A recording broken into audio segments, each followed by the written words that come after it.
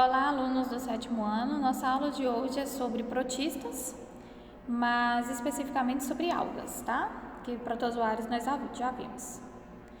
Então, o que seriam essas algas? São seres eucariontes, assim como os protozoários, né? Possuem aquele envoltório ao redor do núcleo que separa o material genético. São seres autótrofos fotossintetizantes, né? Conseguem fazer seu alimento a partir da luz do sol, fotossíntese, assim como as plantas, né? Mas as plantas é de outro reino. Faz parte dos plânctons porque nós temos alguns tipos de algas que são bem minúsculos, né? E fazem parte dos plânctons. Eu vou explicar mais na frente, tá? Existem seres unicelulares, tá? E algas que são unicelulares, apenas com uma célula. Porém, também nós temos algas pluricelulares, com muitas células. Ai, Cauane, então, nem todas as algas são pluricelulares, nem todas. Existem espécies com apenas uma célula, ok? Aqui nós temos o desenho de uma alga, né? Nós podemos perceber aqui que nessa alga, por exemplo, nós temos a presença do flagelo, né? Todas as algas têm flagelo? Não, nem todas as algas têm flagelo, mas algumas algas têm flagelo, 1 ou 2 flagelos, tá? Nós podemos perceber aqui, ó, o núcleo, tá vendo essa bolinha roxa representando aí? O núcleo. Lembrando que esse núcleo, ao redor dele, ó, veja só, tem uma estruturazinha verde aí, ó, uma películazinha verde. Essa películazinha verde é a carioteca, né, o envelope nuclear que protege o núcleo. É o que delimita o núcleo a não se misturar com essa parte verde clara aqui todinha, que faz parte aí do nosso citoplasma. E a gente tem outras organelas aí dentro. Por exemplo, uma organela muito importante é essa daqui, ó, o cloroplasto. O nome diz cloroplasto, tem a ver com o quê? Clorofila. Quer dizer que dentro do cloroplasto é onde acontece, onde há o pigmento, tá? De clorofila para dar a cor, nesse caso aí verde, tá? Das algas. A gente tem outros pigmentos também que depois eu vou mostrar na frente. Nós temos também a mitocôndria, né? Que é aquela que faz a respiração celular, que vocês já sabem, né? Nós temos o vacúolo, lembra que nós vimos lá nas plantas, o vacúolo? Então nós temos o vacúolo aqui também, tá bom? Complexo de Golgi, outras estruturas, ou seja, cada estrutura dessa daqui é uma estrutura chamada de organela, tá? Então essa célula, ela é cheia de organelas, assim como as outras. Então, esse é um exemplo de uma alga, que no caso é unicelular, tá bom? Mas nós temos outras algas aí, também pluricelulares, tá bom? Então, vamos lá. Características também das algas. Ocupam ambientes úmidos e aquáticos de vida livre. Muitas vezes rochas úmidas, né, estão fixas sobre rochas, outras vezes estão soltas na água. A maioria é marinha, né? Praticamente a maior parte é marinha. Porém, algumas espécies vivem em água doce também, tá? Rios e lagos. Se diferenciam das plantas porque não apresentam tecidos verdadeiros. Enquanto as plantas apresentam folhas, caules, talos, tronco, aqui a gente não tem folha, não é chamado de folha. Esse conjunto a gente chama de talo, tá bom? Isso também só para as que são pluricelulares. Podem ser plantônicas ou podem ser bentônicas. Existe uma diferença. As plantônicas são aquelas que flutuam, são aquelas bem minúsculas unicelulares que flutuam na corrente de água e são levadas na corrente de água, tá bom? Já as bentônicas são aquelas que se fixam nas rochas. Existem algumas algas que estão lá no fundo dos oceanos e, se você for verificar, ela não está flutuando na água, solta, levada pela corrente. Ela está fixa como se fosse uma planta, mas ela não é uma planta, ela é uma alga, tá bom? Plantônica, então elas são flutuantes, são levadas pela corrente de água. E as bentônicas são aquelas fixas, tá? Agora nós vamos conhecer os grupos, né, que são unicelulares. Nós temos 3 grupos principais: euglenófitas, crisófitas e pirrófitas, tá? Só tem uma célula, uma de cada vez, então. Aqui nós temos o primeiro grupo, que são as euglenófitas. Nós temos um exemplo aí, ó. Quais são as características principais desse grupo? Unicelulares, como eu falei ali atrás, né? Possuem vida livre e a maioria habitam água doce, então não são marinhas, né? grande parte na água doce, algumas poucas espécies marinhas, né? Mas é vida livre, ou seja, não são fixas, né? Então elas são o quê? Plantônicas, elas vivem flutuando, tá bom? Vida livre, plantônicas.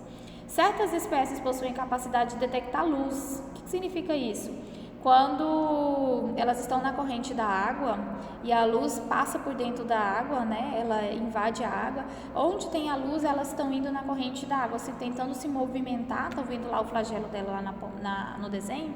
Estão tentando se movimentar para poder chegar à luz, para poder fazer a fotossíntese, tá? Então elas conseguem se movimentar em direção à luz, tá? Até porque precisam da luz para fazer seu alimento. Possuem clorofila, então a coloração é verde, né? Embora muito pequenas, né, unicelulares, possuem a coloração verde, tá bom? E possuem um ou então 2 flagelos, como eu falei, vocês virem o flagelo no desenho do lado, tem, né, esse chicotinho aí. Alguns 1, depende da espécie, 2, tá? Então outro desenho aí das euglenófitas, tá? Que são as euglenas, olha lá, ok. Próximo grupo são as crisófitas. Observe aí um desenho das crisófitas. O que são essas crisófitas? A maioria unicelular. Existem poucas espécies desse grupo que podem ter muitas células. Mas como nós estamos falando da maioria, nós vamos encaixá-las dentro do grupo de unicelular. São componentes do fitoplâncton. O que é o fitoplâncton? Tá? O fitoplâncton, o nome diz, o fito vem de quê? Esse fito nos lembra o verde, né? O vegetal, a vida. Só que aqui, o fitoplâncton, como elas também ficam, né? Vamos dizer assim, são pequenas, não são tão aparentes, tão grandes, né? Elas fazem parte do fitoplâncton, que são aquelas algas que servem como alimento, né, para outros animais marinhos, né, que são filtradores, né? Então, é aquele monte de nutrientes que ficam soltos na água, tá? E aí, que a gente chama lá de fitoplânctons, tá? Então, ela também faz parte desse meio. São mais conhecidas como crisófias ou algas douradas. O nome douradas, ela vem da composição do verde mais o amarelo, porque elas têm clorofila, todas têm clorofila, só que além da clorofila, ela também tem o caroteno, que dá a coloração amarela. Então, misturando os 2 pigmentos, e em maior quantidade o caroteno, no caso, a cor dela fica assim amarelada, meio brilhosa, tá parecendo dourado. Então, a gente até chama ela de algas douradas. Tá vendo o exemplo aí? Algas douradas. Tá? Mais ou menos assim, ó, vários tipos de espécies, né? Não é só um grupo de espécies, tá bom? O terceiro grupo são as pirrófitas. As pirrófitas, a maioria delas tem a parede celular. Em volta, lembra lá, da célula, nós temos a membrana plasmática, que todas as células têm. E nós vimos que alguns seres vivos, além da membrana plasmática, tem a parede celular, que dá mais rigidez. Então, esse grupo tem essa grande característica, que é a parede celular. A maioria tem 2 flagelos, né? Não são todas, mas a grande parte tem 2 flagelos. Tem clorofila, tem caroteno e tem xantófilas. Esse pigmento, chamado de xantófilas, ele dá a cor vermelha. Portanto, essas algas são conhecidas como algas vermelhas, né? Olha só como seriam essas algas, tá vendo? Observe aqui os 2 flagelos lá em cima. Então, quer dizer que os 2 flagelos são esses 2 de cima, esse de baixo não, tá bom? Os 2 flagelos, tá? Então, são pirrófitas, tá? Nesse outro desenho, que elas estão verdes aí, é só um desenho ilustrativo, porque a cor mais parecida é esse desenho da direita, tá? Agora nós vamos ver os grupos que fazem parte das pluricelulares, com muitas células. Detalhe importante, as pluricelulares possuem talo, não formam tecidos verdadeiros, como eu falei. Não é folha aquilo que você está vendo, não é galho, tá bom? Não é tronco, a gente chama aquilo lá de talo, tá? Porque geneticamente, comparado à planta, não tem nada a ver o material genético com uma planta. O material genético parece muito mais com protozoário do que com planta, tá? Por isso que elas não são plantas. São 3, clorófitas, feófitas e rodófitas. Olhando assim parece planta, mas não é uma planta, é uma alga, tá bom? Então vamos conhecer cada um. As clorófitas, o nome já diz, ó, clorófitas, tá? Existem algumas espécies unicelulares, mas a grande parte é pluricelular, por isso que está nesse grupo, pluricelular, a maior parte. São as mais comuns e abundantes em praias, quando você vai na praia, né? Em rios também você vê aí grande parte daquelas algas, né, ali na beira, né? Então essas são mais comuns, vamos dizer assim, de serem vistas, tá? Estão entre as principais fornecedoras de O2, de oxigênio. Grande parte do oxigênio do nosso planeta vem das clorófitas, tá bom? Boa parte das plantas também, mas a maior parte em si das algas, tá? Possuem clorofila como principal pigmento. O nome é clorófita, é porque ela possui a maior parte de clorofila. Tanto é que elas são chamadas de algas verdes, tá? Você vê esse nome aí, você já sabe que são as clorófitas, algas verdes. Olha aí, parece uma plantinha no fundo do mar, né? Nossa, que parece uma alface. Tanto é que algumas algas dessas são chamadas de alfaces, né? Alfaces do mar, tá vendo? Então essas são as clorófitas. Observe que é uma alga vista a olho nu, né? Bem fácil de ser identificado. O segundo grupo são as feófitas. As feófitas, elas também, como eu falei, pluricelulares, né? Tem talos bem grandes e ramificados, como se fosse uma árvore, mas com galhos, só que a gente não chama de galho, chama de ramificações. Possuem a clorofila, mas além da clorofila, possui o caroteno, que é em maior quantidade, que dá a cor marrom. Quando mistura a clorofila com o caroteno, a cor dessas algas fica mais ou menos parda, amarronzada, né? Então elas são também chamadas de algas pardas, tá? Se você ver esse nome. Observa essa alga aí, né? Essa alga aí, ela tem mais de 60 metros, imagina! Enquanto a gente viu algumas lá atrás que eram minúsculas, né? Unicelular, aqui nós temos algas pluricelulares que chegam a 60 metros. Então, na beira, né, das encostas, nós podemos também vê-las assim, tá? Podemos ver assim, do lado da esquerda, nessa figura da esquerda, mas também dessa maneira da figura da direita. Isso nos remete a ver a grande diversidade de algas, né? Elas não são tudo verdinha da mesma maneira, não. Colorações diferentes, tamanhos diferentes, tá? Usos diferentes, inclusive, né? O nosso terceiro grupo são as rodófitas. Então, as rodófitas, a grande parte é pluricelular, eu tenho poucas espécies unicelular. Vivem em águas rasas, não são profundas, né? Mas geralmente elas não são soltas, elas são fixas em rochas, né? Elas conseguem se fixar em rochas, tá? Apresentam um calcário nas paredes celulares, que inclusive esse calcário é usado, né? No caso, para o ser humano, muitas coisas, né, são feitas a partir desse calcário, utilizado a partir desse calcário. Possuem clorofila, sempre, mas também possui ficoeritrina, que dá a coloração vermelha. Então, essas algas aqui são inclusive chamadas, né, de algas vermelhas, tá bom? Veja que essas algas aqui, olha, tá fixada em rochas e a coloração é bem vermelha. Nesse desenho aqui do lado, ó, são essas aqui, ó, tá? As algas vermelhas, tá bom? Então, grandes, que são as pluricelulares, tá? Clorófitas, feófitas e rodófitas, tá bom? Só para não esquecer. E a reprodução como se dá? A reprodução se dá de duas formas, assexuada e sexuada. A assexuada é por divisão binária nas unicelulares. Você já viu lá atrás nos protozoários, é da mesma maneira, né? Observe que aqui eu tenho uma alga, né? E essa alga começa a duplicar, se duplicou, olha aqui, ó, no meio ela se duplicou e depois vai formar duas novas, ou seja, uma duplicou seu material genético que formou duas, ok, duplicou, se precisar de outro companheiro, então divisão binária de 2. Aqui embaixo eu tenho outro exemplo, a mesminha, outra alga, tá vendo os flagelos dela aqui em cima? Né? Aumentou, olha só, aqui dentro criou 2 materiais genéticos, 2 núcleos, e cada uma deu origem a uma, né? Então, divisão binária, bem simplesinho, que você já viu lá atrás. Mas também eu tenho algas que fazem a fragmentação de talo. O que é a fragmentação de talo? É como se eu pegasse um pedacinho de um galho e quebrasse, né? Acontece isso também lá no fundo dos oceanos. Só que isso só acontece com as pluricelulares, que tem tamanho grande, né? Se tem talo, é só pluricelular, tá? Então, veja aqui, ó, o que aconteceu. A fragmentação, esse pedacinho que foi quebrado, gerou um novo... Gerou um novo indivíduo. Olha só.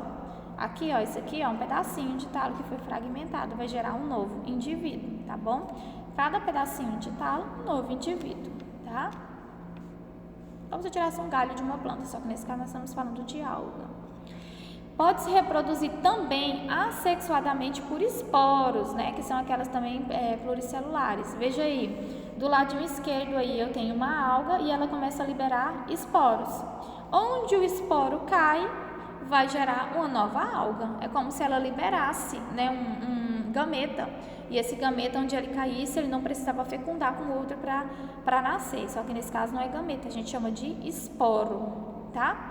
Então, veja aí, a liberação de esporos, onde cair, vai nascer uma nova alga, idêntica à alga que liberou o esporo. Mas também pode-se dizer que as algas fazem reprodução sexuada, tá? Inclusive, tem algumas que fazem dos dois tipos, mas vou explicar mais assim, as assexuadas e sexuadas, tá bom? As sexuadas podem ser utilizar a fusão de gametas, onde os gametas se encontram. Veja só, aqui eu tenho no desenho as algas. Observe comigo que eu tenho uma alga, duas algas, certo? Cada uma dessas algas vai liberar aqui na água um gameta masculino, gameta feminino. Os dois gametas vão se encontrar. Quando se encontram, formam o zigoto, que vocês já aprenderam lá atrás, mitose e meiose, vocês se lembram da meiose? Então, vão se encontrar formando o zigoto, e o zigoto, onde ele parar, ele nascer, vai gerar outra alga. E assim sucessivamente, vai continuando o ciclo, tá? Isso é um ciclo. Em outras palavras, então, eu posso dizer que houve sim a troca de material genético, só que não foi junto entre as duas algas, né? Cada uma lançou o seu material genético na água. Aqui embaixo tem outro desenho para vocês entenderem como acontece também com as unicelulares. Estão os dois seres lá adultos, acompanhando a setinha, né? Eles vão se encontrar, trocar material genético, formar o zigoto, e o zigoto vai dar origem aí, então, à nova alga. Aqui de novo, para vocês entenderem, né? Deixa eu pegar aqui o pincelzinho. As duas algas aqui, cada uma vai liberar aí os seus gametas. Olha aqui, ó, gameta aqui, gameta aqui. Esses gametas são liberados, tá? Se encontram, vão fecundar, vão formar o zigoto, e o zigoto vai dar uma origem à nova alga, e assim vai, tá? Só lembrando uma coisa muito importante. Na reprodução sexuada, pode ocorrer a conjugação ou a alternância de gerações, ou seja, uma produz o esporo e a outra produz o gameta. Enquanto nessa daqui foi produzido o gameta, enquanto nessa geração aqui foi produzido o gameta, observe aqui, ó, até aqui foi, deixa eu limpar tudo aqui, ó, até aqui foi produzido gameta, certo? Nessa aqui, olha aqui os gametas. Quando esse novo indivíduo aqui, ó, foi formado, ele vai produzir o quê? Esporos. Os esporos que nascerem vão dar origem a novos indivíduos, e assim vai o ciclo. A alternância, uma fase de gameta, uma fase de esporo, uma fase de gameta, uma fase de esporo, tá bom? O que foi produzido através do gameta vai produzir esporos, e o que foi produzido através do esporo vai produzir gameta, e assim vai. Bem simples também. As algas também podem viver em associações com outros seres vivos, assim como protozoários, bactérias que nós vimos. Uma das associações que elas vivem são com os líquens, né, que elas são chamadas de líquens. Como seria essa associação? Veja aqui, ó. Aqui eu tenho um exemplo, tá? Elas conseguem, então, estar presentes aí, dando alimento, né, fornecendo... então, elas conseguem dar alimento, né, vamos dizer assim, elas conseguem liberar, né, os líquens, na verdade, são os fungos, né, a gente chama essa associação aí entre algas e fungos. Então, elas conseguem dar aí nutrientes, né, dissolver os nutrientes para que esses fungos consigam aí se alimentar, né, os nutrientes de onde os fungos estão presentes aí em cima das rochas, né, do material que ele tiver presente, tá, elas conseguem fazer essa associação. Então, a alga fornece a matéria orgânica para esse fungo, né? E ele vai servir como base para o crescimento dela, como um local onde ela vai se fixar. Então, ele dá abrigo para ela e ela dá nutrientes para ele. Se ele está em cima de uma rocha, ela vai conseguir dissolver esses nutrientes para esse fungo se alimentar. Então, nada mais é que uma associação muito boa, inclusive. E não só em cima de rochas, mas em cima de troncos também, tá? Tronco até de árvore, inclusive. Então, é uma associação muito legal. Um dá abrigo e o outro dissolve alimentos, dá nutrientes, tá? Nós temos também a associação aqui das zooxantelas, né? Que são as algas que fazem associação com os corais, né? Olha aí, esse aí é um desenho de uma associação e aqui é outro só para vocês entenderem. Então, essas algas aí, elas são microscópicas, né?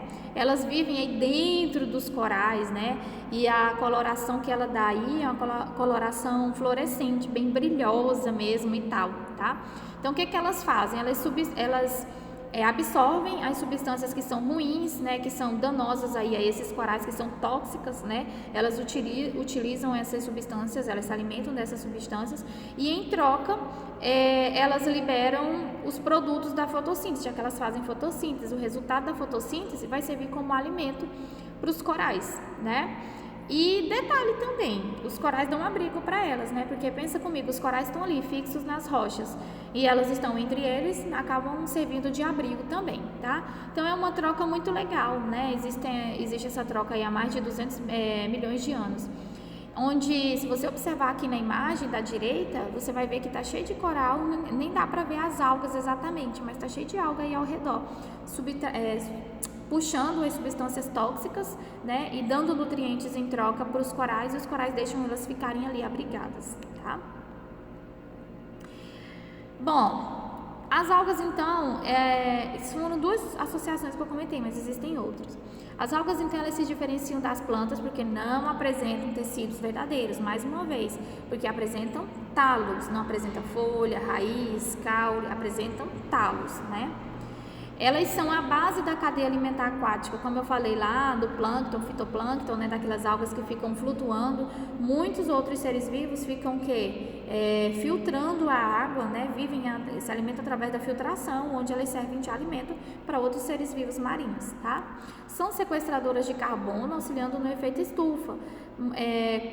A questão mesmo da oxigenação, absorvem o gás carbônico e liberam o gás oxigênio que nós utilizamos para respirar. Então, elas utilizam o gás carbônico para fazer o que? A fotossíntese. Então, isso é muito bom. Já pensou se tivesse nossa atmosfera cheia de gás carbônico e não tivesse quem absorvesse, né? Então, elas conseguem aí fazer auxiliam aí nessa captura, tá? Do gás carbônico. Até mais do que as plantas, né? Por isso que a gente fala que elas são as principais produtoras de oxigênio. Inclusive, a gente sempre viu falar a Amazônia é o pulmão do mundo. Na verdade, a Amazônia é formada de plantas. Quem produz mais oxigênio não é planta, é alga. Então, eu poderia até dizer que as algas são os pulmões do mundo, tá? Produzem mais oxigênio. E já viram os mares vermelhos? Os mares vermelhos são causados, não é por sangue, por outra coisa, né? Aquela coloração avermelhada dos mares vermelhos justamente vem da grande presença daquelas algas de coloração vermelha, né? Que possuem pigmento vermelho, tá bom? Então, a nossa aula terminando de hoje, você vai ler e responder as páginas 438 e 442, mas acho que é até 442. 442 mesmo. Responder na apostila as páginas 448 até a 450. A 438 e a 442, vamos dizer assim, não são bem exatamente sobre o que eu expliquei agora. São temas bem diferentes a respeito das algas, então tem que ler o texto para poder responder, tá? E a 448 até a 450 é em cima desse conteúdo que eu acabei de explicar, ok? Então foi isso, gente. Até mais. Até a próxima aula. Beijo.